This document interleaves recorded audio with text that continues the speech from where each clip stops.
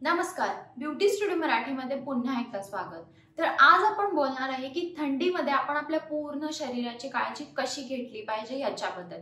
थंडीमध्ये आपण फक्त केस आणि आपली स्किन याची काळजी घेऊन नाही चालत, आपण आपल्या शरीराची काळजी कशी घ्यायची ते मी तुम्हाला आजच्या व्हिडिओमध्ये सांगणार आहे। चला तर मग हा आजचा व्हिडिओ आपण लगेच चालू करूया। थंडीत रोज तुम्हाला जे ड्राय फ्रुट्स असतात म्हणजे तुम्हाला बदाम, काजू, पिस्ता हे सगळं खायचं आहे, कारण याने ना नॅचरली आपल्या बॉडीचं टेम्परेचर वाढतं, जेणेकरून आपली बॉडी गरम राहते।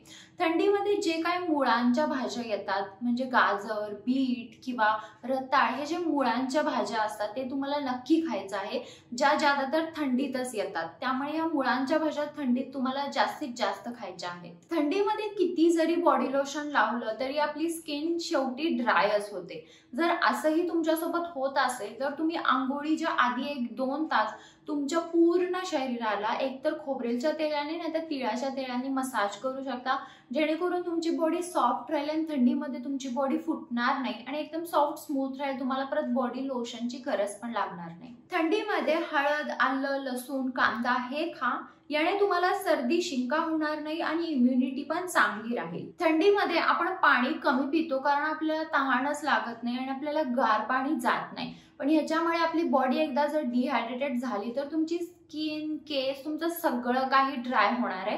त्यामुळे तुम्हाला बॉडी डिहायड्रेटेड होऊ द्यायची नाही आहे, तुम्हाला हायड्रेटेड ठेवायचं आहे। त्यामुळे रोज तुम्हाला पाणी भरपूर प्यायचं आहे। जर गार पाणी जात नसेल तर तुम्ही कोमट पाणी तरी प्यायचं आहे, पण थंडीमध्ये बॉडी डिहायड्रेटेड करू नका। थंडीत ऊन कमी असते, त्याच्यामुळे बरेच जणांना विटॅमिन डी ची कमी होते। तर थंडीत रोज सकाळी तुम्हाला थोडं तरी ऊन घ्यायचं आहे आणि जेवणात तुम्हाला विटॅमिन डी घ्यायचं आहे। थंडीमध्ये अजून एक गोष्ट होते ती म्हणजे सगळ्यात पहिला आपले जे ओठ असतात, लिप्स असतात ते खूप जास्त ड्राय होतात आणि ते फुटायला चालू होतात। आणि बरेचदा असं होतं आपण किती जर लिप बाम लावलं तर तो इफेक्ट थोडा वेळ राहतो आणि नंतर निघून जातो।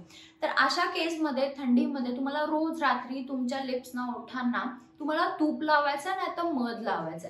तुम्ही दोन्हीपैकी काहीही रोज रात्रीच लावायचं, दिवसभर तुम्हाला लावायचं नाहीये।